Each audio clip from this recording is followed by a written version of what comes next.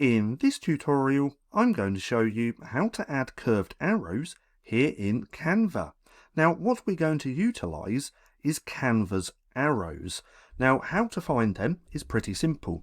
We want to come over to Elements just here, and then we're going to come to Shapes and click on See All. Then we can curve any of these arrows just here.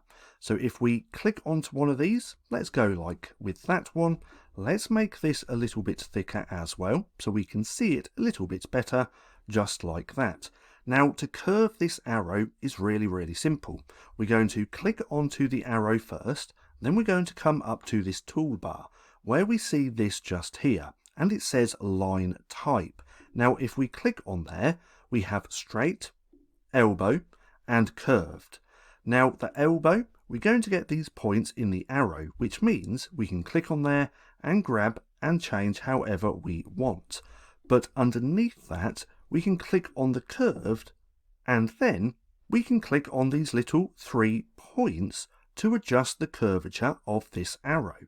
So if we click on this one, hold down, and drag, we can make that longer, just like that. Then to curve this even more, we're going to click on this centered one, and then we can hold down and either drag up to the top or drag down to the bottom, just like that.